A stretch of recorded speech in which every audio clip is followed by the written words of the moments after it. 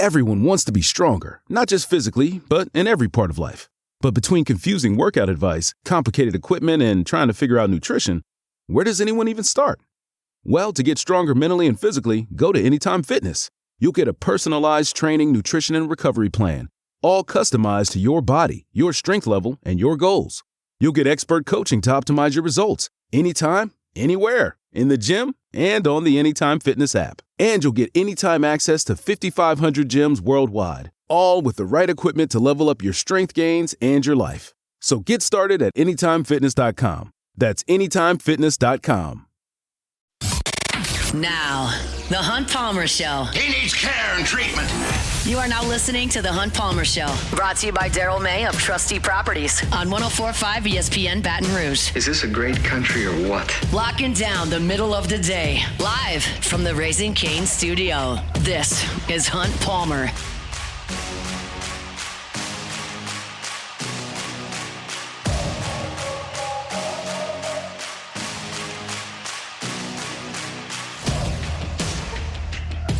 Welcome in. Hunt Palmer coming to you from the Raising Cane studio downtown in the capital city on this Tuesday. Hope your work week's off to a good start. Appreciate you hanging out with us here on 104.5 ESPN Baton Rouge. We have got a lot to get to over the next 2 hours. So we're going to get into it pretty quickly here. We'll have Sam Spiegelman coming up in 15 minutes. I just want to hear about the impact that this coaching change looks like it's going to have in recruiting over the next month. LSU does not have a head coach.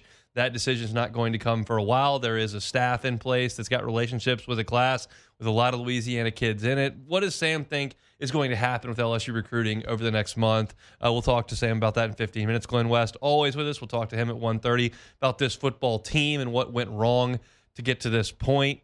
Talk to Sharif Ishak coming up at 2:30. Colin Jeter from the LSU Alumni Association going to be with us in the second hour as well. Coming up at 2:15, I want to talk about potential LSU hires that could be coaching in the playoff and what that might mean. That timing gets really tricky. So we'll do that in an hour and 15 minutes. Lots and lots and lots to do. Let's crank it up the way we do every day with our Genesis opening drive. It's time for Hunt's opening drive, presented by Genesis of Baton Rouge.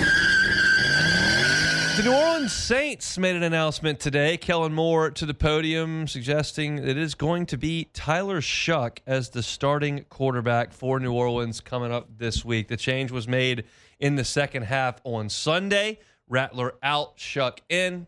They will start Tyler Shough for the first time in his NFL career coming up on Sunday. So let's start with this. In a vacuum, here's the Saints situation. I'm just going to look at the Saints organization and what we've seen to this point. You've got a fifth-round quarterback who did not win a start last year, started his career 0-10, was playing a little bit better at a certain point in September, but it tailed off, and then you had a disaster of an effort 2 weeks ago and a really bad effort on Sunday.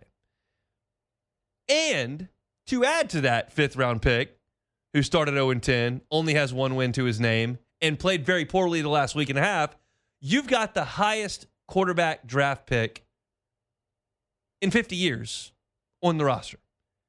A draft pick that was made by a new coaching staff. So in that vacuum, you look up at your record, it's terrible. You look at your offensive production, it's terrible.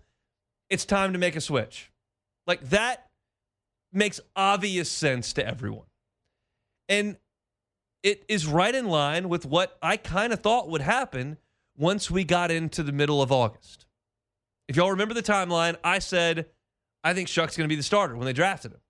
And then you saw training camp, and then you saw the preseason games, and you saw the way that Kellen Moore was talking, and you heard how the practice reps were split up, and it went, okay, they're going to go with Rattler. It's easier to switch from Rattler to Shough than from Shough to Rattler. So this day was always coming. And I don't think it's a terrible idea to make the switch, but I do have a small problem with it that may grow into a big problem. We'll see.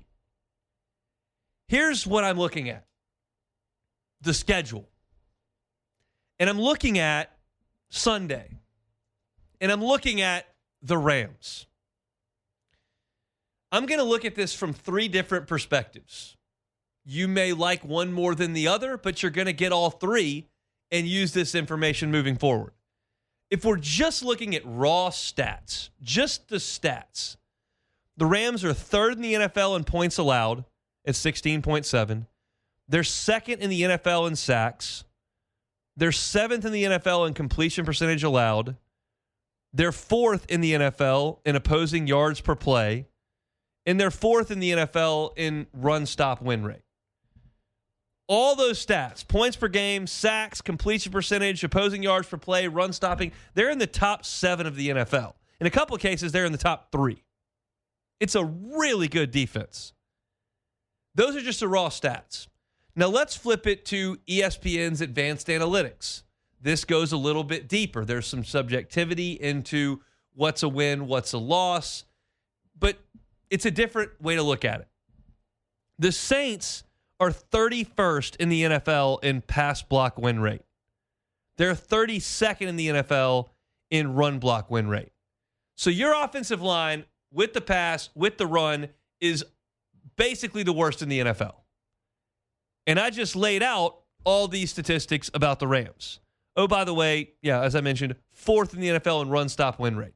So if you're thinking, well, yeah, they sack the quarterback a lot. And yeah, well, they force a lot of incompletions. Yeah, they don't give up a lot of points, but just run the ball, stay ahead of the sticks. Well, your offensive line's 32nd in run block win rate, and they're 4th in run stop win rate.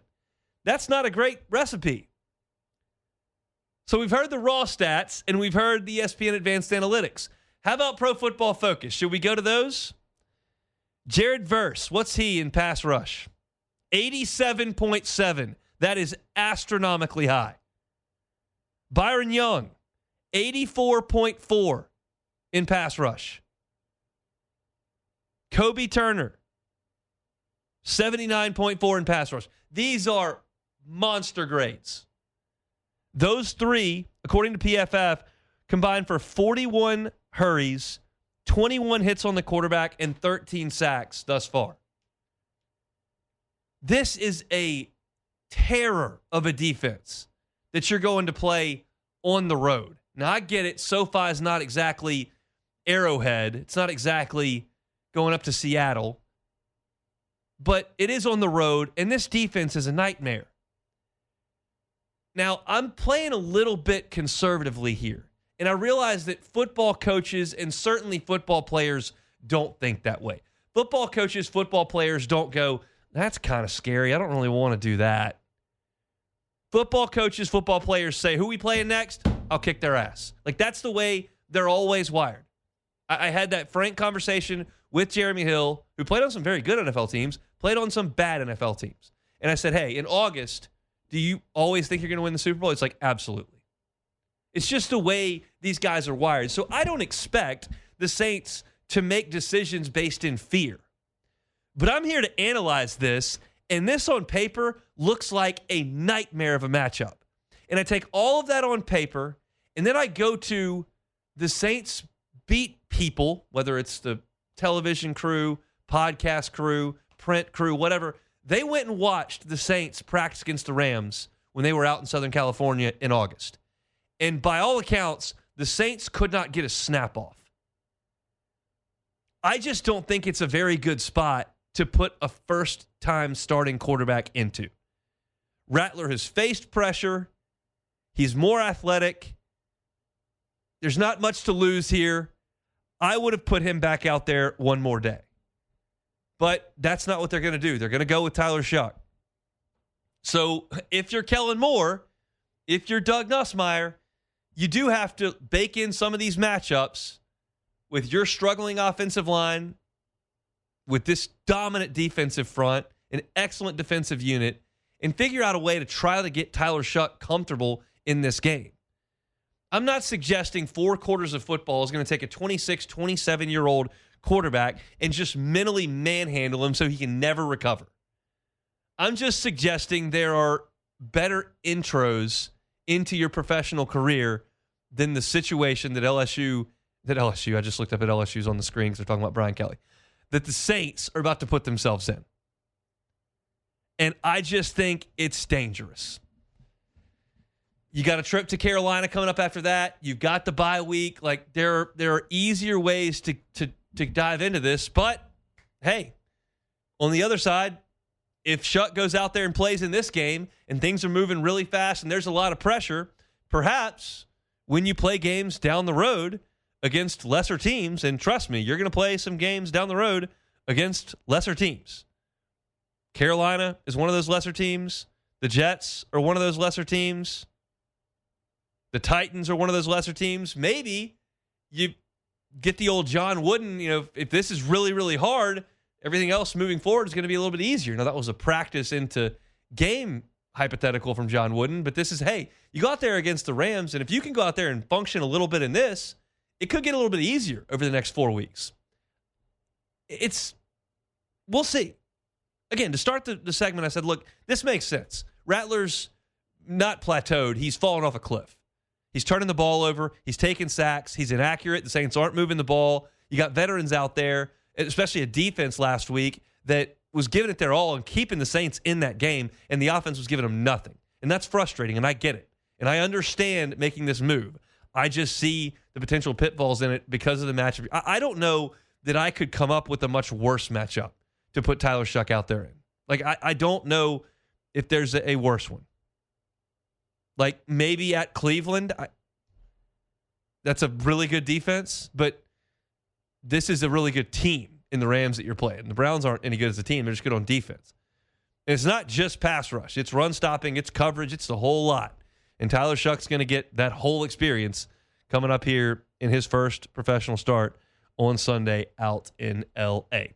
That's our first look at the New Orleans Saints here on our opening drive. You can find Saints coverage at LouisianaSports.net. Ross Jackson's got a piece up talking about the quarterback situation right now. You can read that for free. You can certainly find my Saints content, Hunt on Saints, wherever you find your Saints content, podcast or on YouTube. Jordan, I gave my thoughts there.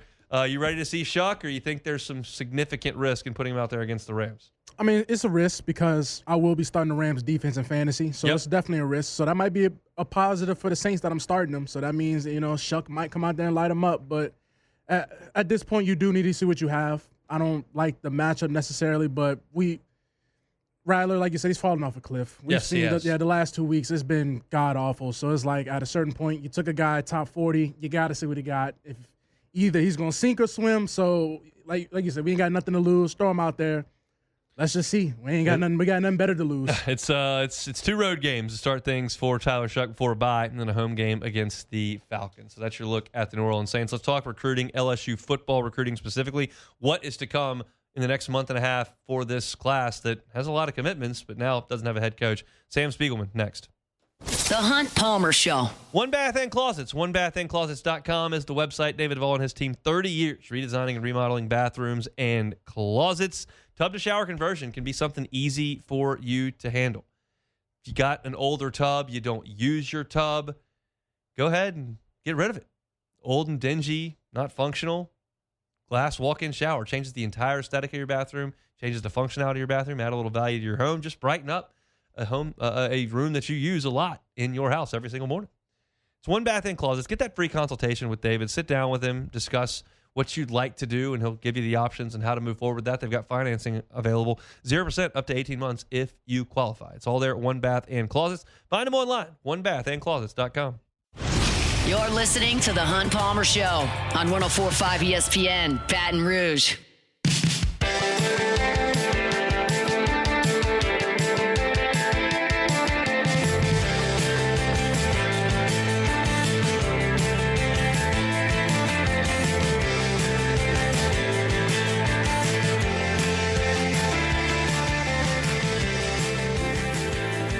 Chugging right along here on this Tuesday edition of the Hunt Palmer Show. Glen West coming up in 15 minutes. We'll talk about this LSU football team. There will be teams to follow, and there's a recruiting class that's currently committed to LSU that now does not have a head coach, at least not the one they committed to initially. That, of course, Brian Kelly. Sam Spiegelman with the Rivals Network. Good enough to give us some time to talk a little bit about the fallout from Brian Kelly's firing. He joins us on the Jim's Firearms Hotline. Sam, how are you? Doing great, Hunt. How about yourself? I'm doing all right. It's pretty busy around here at this point in time, and I would imagine that's the same in your world. Your reaction, I guess, big picture to Brian Kelly being fired and where that leaves LSU right now with a month and some change until signing day. Yeah, I mean, I feel like this point has been beaten to a pulp, but I covered Les Miles. I covered Ed Orgeron. Obviously know the staff members at LSU from their times in Baton Rouge and across the state for some time. This felt like I think I said it on this show, and a coaching staff that could not only recruit the heck out of the state of Louisiana, but put them in a position that they're used to, competing for national championships. The only question mark was how would Brian Kelly fit into Baton Rouge? We know he's not from the South. He's not from Louisiana, which is why, Ed Orgeron was so beloved here so many years ago when he won a natty. The biggest issue, in my opinion, and I think that, he had so much success on the field, but when that teetered off, the coaching staff, the offensive coordinators, they couldn't kind of hold this ship forward. The players seem to not believe in Brian Kelly. I don't know if they ever did fully believe in Brian Kelly, but at least they were winning on the field, and there was excitement and optimism in and around the program and the future. But now that he's out, there's still a lot of optimism about the program. There's a lot of talented coaches and coordinators still there in Baton Rouge. There's a lot of players and future players potentially that are coming to Baton Rouge.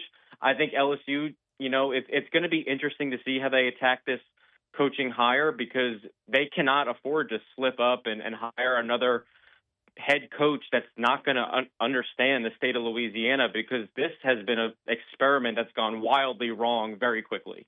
So let's talk about the current structure of the LSU football program that has Austin Thomas there as the general manager, a group under him of personnel people. And then you've got, obviously, Frank Wilson as the interim head coach, who is recruiting coordinator and associate head coach, who has worked through multiple head coaches here in Baton Rouge. So, what's that operation looking like right now, and what do you think their plan is for the next 5 weeks? Yeah, win games and get these kids to keep buying into what they're doing at LSU. What's so different is, when Ed Orgeron was let go and BK was hired, they didn't have this structural front office that resembles, more of the New Orleans Saints than it did LSU at the time in 2020 or 2021, whenever that was.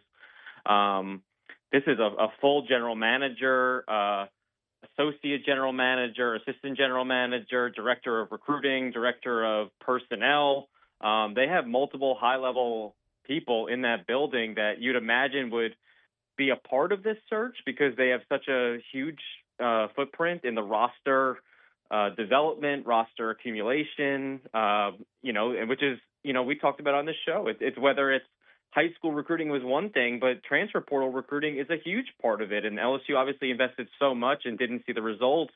Maybe some of those people in the front office will be evaluated by the next head coach, but that's probably Scott Woodward's call. There's a lot of important people involved here. The second part of your question is, Frank Wilson, Corey Raymond, Blake Baker, those are some names that have left Baton Rouge and have since come back. This fan base loves Frank Wilson.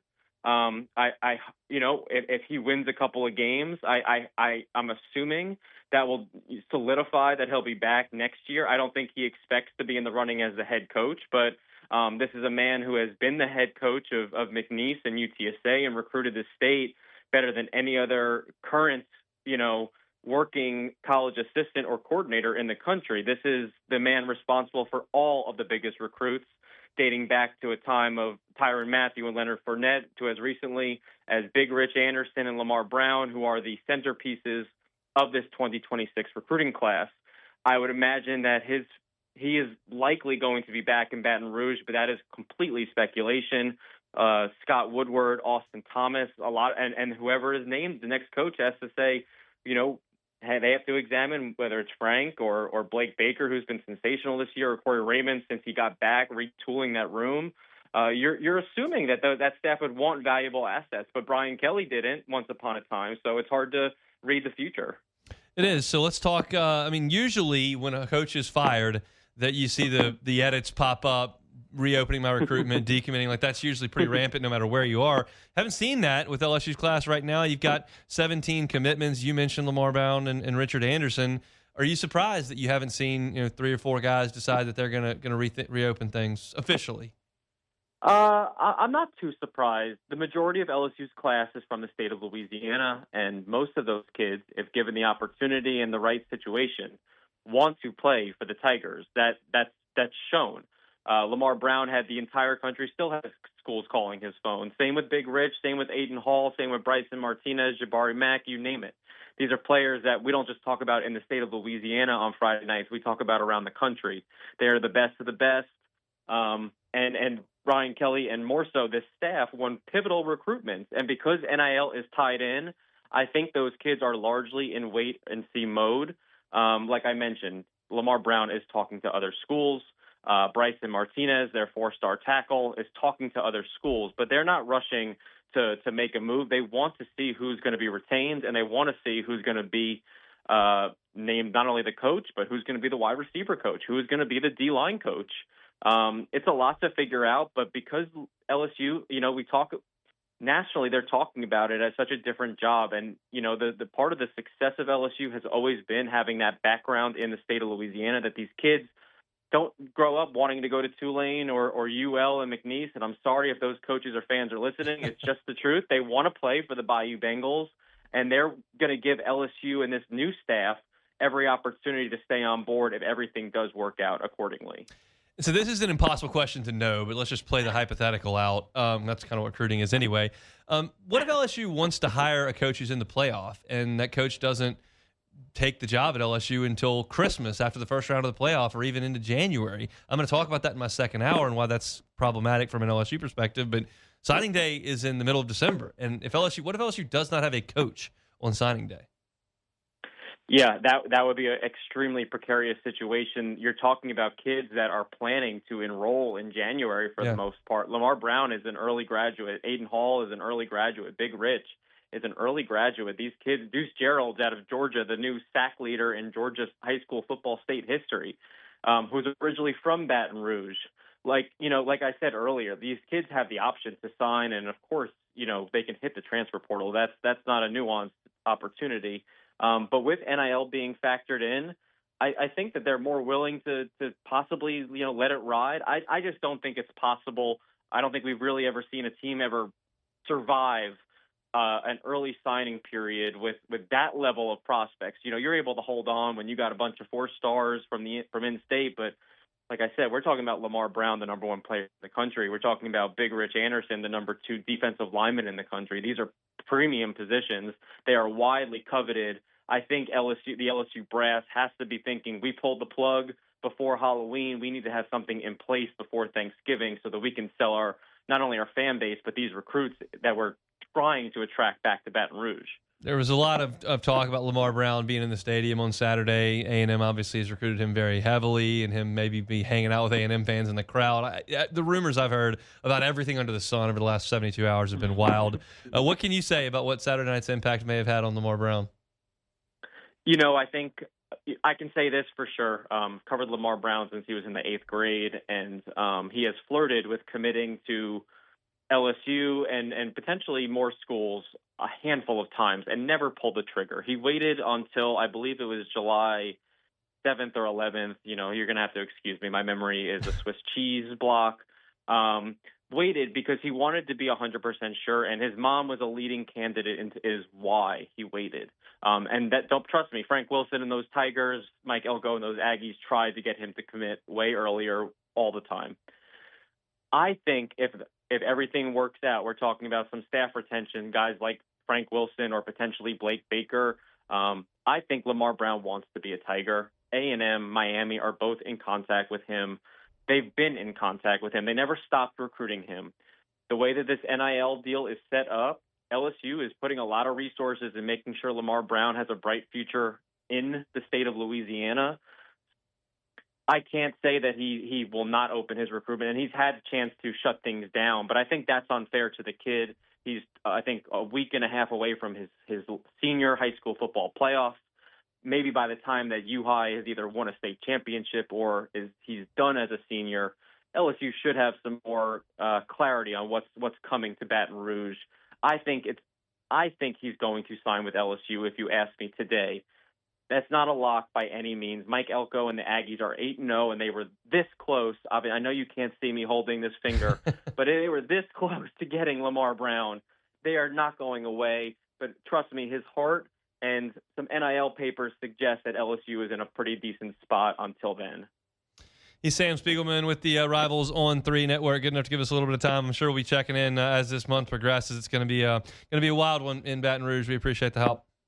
Yep. Have a good one, Hunt.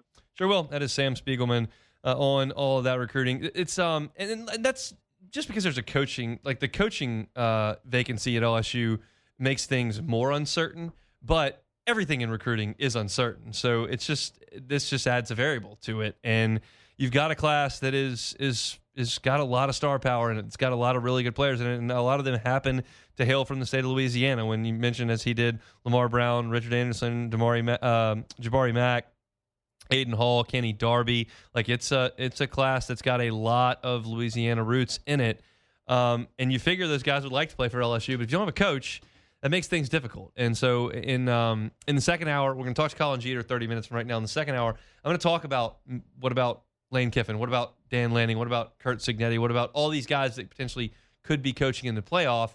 And obviously, you think any of those at this point are probably long shots, but I think the timing of it just makes so much sense as to why it's a long shot. And so I'll get you that in the second hour. When we come back, let's talk what happened on the field on Saturday and where things go from here on the field. We'll do that with Glen West next. The Hunt Palmer Show. Genesis of Baton Rouge, genesisofbatonrouge.com is the website. Every car that is on the lot is online at genesisofbatonrouge.com. Every new purchase comes with America's best warranty. Industry leading this warranty. Talking about a 10-year, 100,000-mile powertrain warranty, 5 years, 60,000 miles bumper to bumper. The peace of mind that comes with that is just so comforting. You know when you're driving that car around and you feel like something's a little bit off and you just see the dollar signs going off in your head? You've got America's best warranty. The peace of mind that comes with that is just outstanding. You got 24/7 roadside assistance for 5 years. Also got that complimentary scheduled maintenance, meaning complimentary, don't pay for it. And they come to you, take the car in, get it serviced. They give you a loaner. You get on about your day. When that complimentary maintenance is done, they bring it right back to you. It's just peace of mind. It's the luxury experience that comes with the luxury brand that is Genesis of Baton Rouge. Go by and see them, Airline at PQ. And check out that inventory online at genesisofbatonrouge.com, genesisofbatonrouge.com. You're listening to The Hunt Palmer Show on 104.5 ESPN, Baton Rouge.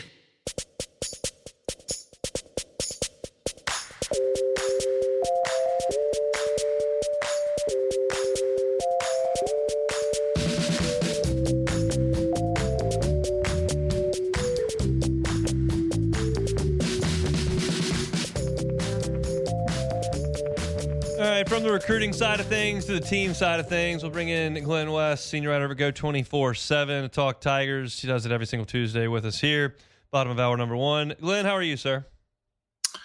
Still trying to wrap my head around this a little bit, Hunt. I don't know about you, but probably written about 10,000 words since Sunday evening, and would imagine another 10,000 are on the way for the rest of the week. What happened on Saturday night? It looked like a team that waved the white flag to me in the third quarter. It was a team that after that punt return just looked totally dejected and just kind of let spiral out of control. And, when you're watching that in live time, you're having serious thoughts in the back of your mind about just how off the rails this could get. And I think LSU reached a point where a lot of these big time decision makers were, tired of watching this and we're ready to obviously pull the trigger on this and start looking ahead to the future. And, it was as bad and as dejected as I've seen a team play in the second half. And it's just remarkable because of how well, or I wouldn't say well, but how fun and entertaining that first half was. They were making plays. You could tell they maybe weren't the better team, but there was something about the Death Valley vibe that was kind of getting them going there in the first half. And then they just fell flat on their face in the second half, and it was totally inexcusable. And don't really have much to add other than the fact that, the big decision makers were just ready for this to be over. I was thinking to myself about the player interviews in August and in early September when they were winning, and just the vibes and how everybody said how much they liked each other and how everybody was so confident. And it all felt really, really good. And to see how quickly that can change with a couple of wins and losses in college football. What's your take on that, on speaking to the players, what we did in August and September, and to get to the point where we are now where you feel like they let go of the rope? Like, how quick was that transformation? Very quick. I mean, it really started to shift, I think, after that Ole Miss game and in between the bye week there. I mean, the players still were very much engaged on the idea that they could make a run and that they could, salvage this season even after they lost to Vanderbilt, and you had zero rope after the Vanderbilt loss. But it felt like, the messaging had changed maybe a little bit, after Clemson, after Florida, there was obviously, a lot of conversation with the players about, hey, we need to be better, but we're learning while we're winning, and that's a good thing. And that want to know mindset, want to know mentality was something we still heard throughout the entirety of really the first month of the season. And I think as the losses kind of piled up, I don't recall hearing a whole ton of the 1-0 stuff over the last couple of weeks. I don't recall hearing a ton of the camaraderie, chemistry angle of this, the last couple of weeks either. And so, it fell apart. I think that's just the simple way to put it is, I don't know that the locker room has been completely lost from a culture standpoint, but certainly from an on-field perspective and some of the performances that they put on Saturdays together, you could tell that they just, they haven't been the same group that has been able to, mentally overcome some of the struggles that they've had on both sides of the ball here. If I would have told you before kickoff in Oxford that LSU was just going to get sliced and diced by Ole Miss's backup quarterback, Vanderbilt, and Texas A&M in Tiger Stadium, like, how difficult would that have been to believe, and why do you think that happened? Yeah, it would have been very difficult because, I really do feel like, those first 3-4 games of the season, this defense had shown to have some real bite to them, some real backbone to them. And, I just honestly, it's hard to pinpoint one or two different things that kind of fell apart for that group. I mean, obviously the run defense was just not there. Especially stopping the mobile quarterback. Their rush lane integrity has not been there for several of these performances. And this last weekend in particular against Texas A&M, they were just faster. Like, they were just outrunning all of these defensive players for LSU. They just could not catch up to them.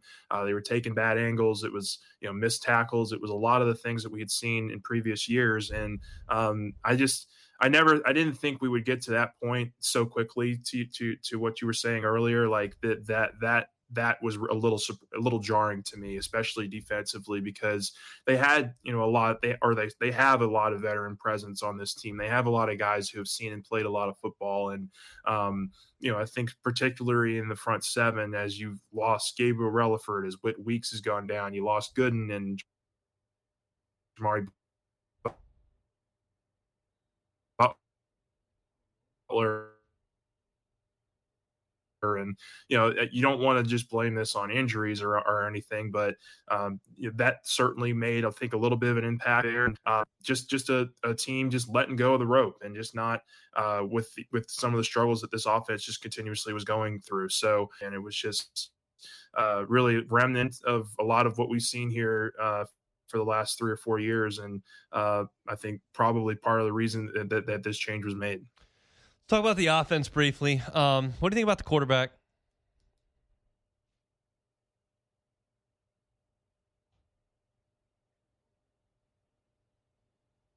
I think we may have lost our connection there with Glenn, because that's an interesting talking point and not one that I thought for 1 second we were going to have dating back to August. Like, after watching practice, seeing Garrett play last year, I just could not have envisioned that you were going to have a situation where a lot of folks would call for a change at quarterback. And I have not been one of those.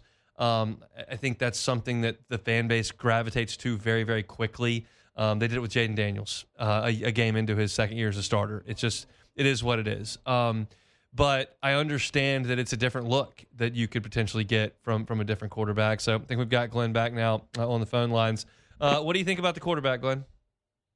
Yeah, I think he hasn't taken the year two jump that many people thought, that I thought he would take. I think the injury could certainly have been a part of that early on in the season, but that has since been eroded, I think, these last couple weeks. I think really the big thing that has stood out to me and really has kind of stayed with me as they've gone through these struggles is the quarterback and the offensive line that LSU has right now just are not a good mix. They're just not, I think you saw last year what a strong pass blocking offensive line can do for a quarterback like Garrett Nussmeier, but he just hasn't taken that step from a mobility standpoint to overcome really bad offensive line play. I think that plays a factor into it. And then, look, he's not hitting a lot of the throws that he made last year. He's definitely not as explosive down the field, and that's been something that has really hindered him, even as he's kind of put this injury behind him these last couple of games.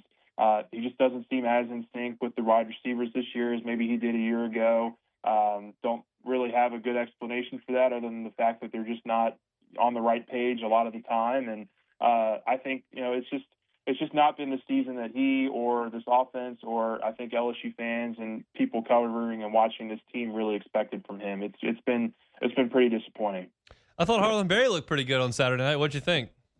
I like Harlan Berry a lot. I thought he looked really good in the first half, and I would have liked to see him a lot more in the second half. I asked Brian Kelly about that after the game, and he kind of gave you that, we got down by too many points, and, we just had to, throw the ball a little bit more, and, it was kind of a non-answer. But I thought that, Harlan looked really good. I thought he's looked good for a really long time, actually. The games where he's able to get 4, 5, 6 carries, he's averaging close to 5.5 yards per touch on the ground, and in an offense that's really struggled to get the ball going. I would imagine we see him a lot more going forward now that Frank Wilson's the guy in charge, that Alex Atkins is the guy calling the plays. I would imagine Harlan Berry and Trey'Dez Green are going to be really main fixtures in this offense here for the next month. Briefly, I know you watched the LSU basketball team play on Sunday in the exhibition against Central Florida. Anything of note? Yeah, I think Matt McMahon found a point guard. Deon Thomas for 40 minutes there really was in complete control of that game from a half-court perspective. 16 points, 9 assists. I thought he did a really, really nice job of managing the game. And Michael Nwoko was really good underneath the basket. I thought Max McKinnon hit a couple of nice jump shots. But I think this offense is going to be much, much improved and much more fun to watch. I still have some questions on the defensive end. They had some struggles in transition and on the perimeter, but I think they have length. I think they have size. I think they're going to be able to rebound a little bit better. Just how much better this team is in SEC play, I couldn't tell you. This is a juggernaut of a conference this year, and LSU is going to need to be one of the surprise teams next winter to really make the most of this roster. Yeah, I don't think we're going to learn anything in November and December, at least on the positive side. If they fall flat, then they fall flat. But on the positive side, we saw positive last year, and it didn't translate to the league. So just kind of watch and wait until they get into January, and we shall see. But good for them to have more points than the other team in an exhibition game that doesn't count. Just one thing in the right direction. They'll tip things off a week from tomorrow in the PMAC. Glenn, thanks for the time, man. We'll talk next week. All right, Hunt. See you tonight. Glen West, he is the senior writer over at Go 24/7. Good enough to give us a little bit of time here on this Tuesday. I'll have more thoughts on quarterback moving forward. I want to get into that a little bit. We just got a long time until LSU plays another football game. I don't know how much people care about this team playing another football game. That's another part of the thing that makes the sport so great and the thing that grates me about the sport. Meaning, I like the fact that you can find yourself in a basketball season. I like the fact that you can find yourself in a baseball season. You can't find yourself in a football season. You lose 3 games, they fire the coach. It's like Florida was done 2 weeks into this season.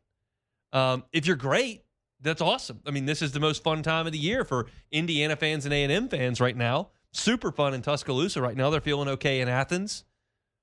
But in a lot of places, Baton Rouge included, it's all right, that was fun. Middle of October, see ya. It's halfway. That's the thing that kind of drives me nuts. But I understand that's what it is, and I understand that's what makes the good so good.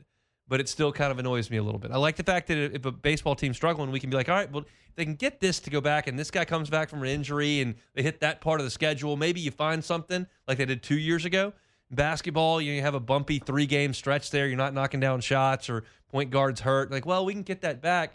In this sport, it's like, well, okay, we lost 3 losses. Fire everybody. What do we do now? Like that part of it is just, it's not my favorite. I'll be candid, but it does bring a little bit of hope into Baton Rouge right now, knowing that there's going to be change in leadership. So I guess you take the positives where you can get them.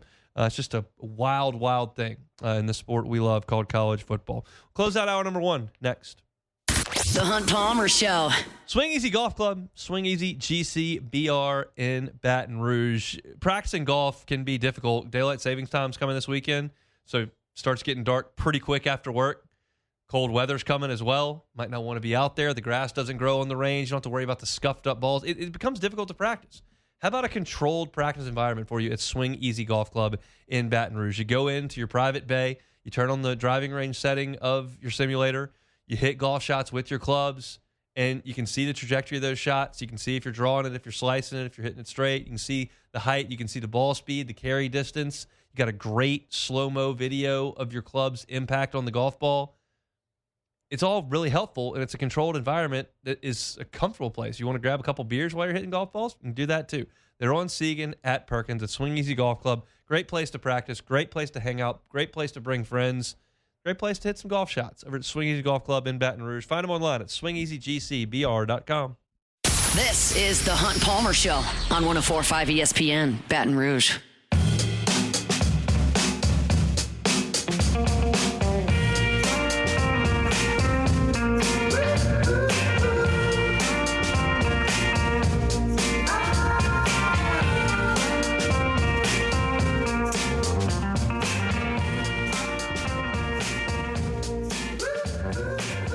So I'm a little bit younger than I'd like to be remembering Michael Jordan and Tiger Woods. Like, I watched Michael Jordan hit the shot over Brian Russell. I didn't see the shot over Elo in the early 90s, and certainly didn't see Tiger in the late 80s. I was born in 88.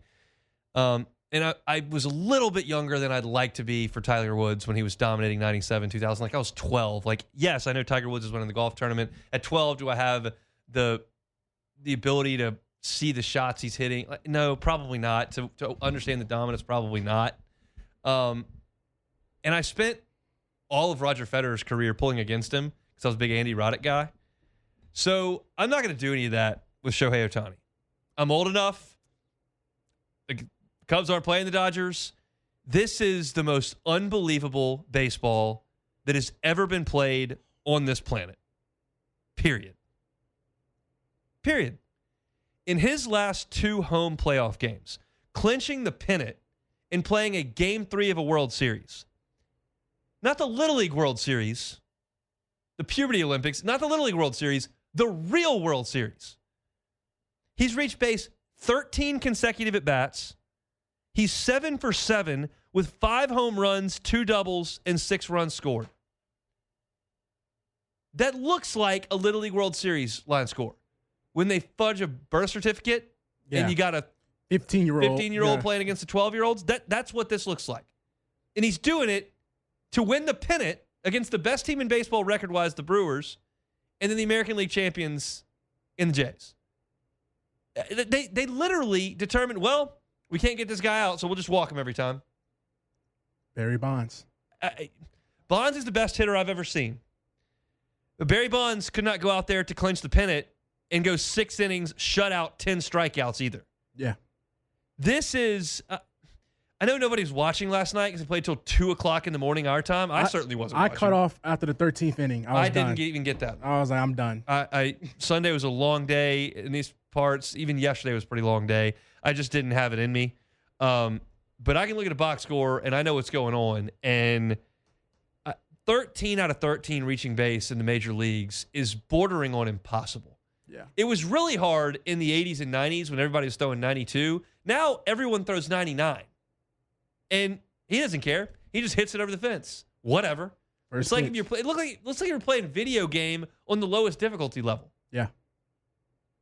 When I was in 5th and 6th grade, we used to take Ken Griffey Jr. baseball on Nintendo 64 and trade all the best players to the Cubs. We had Mike Piazza, Frank Thomas, Craig Biggio, A-Rod, Chipper Jones, Barry Bonds, Ken Griffey Jr., Larry Walker, Kurt Schilling, Pedro Martinez. Like, that was the Cubs. And we used to beat the crap out of every team because we basically rigged the game. That's what he does in real life.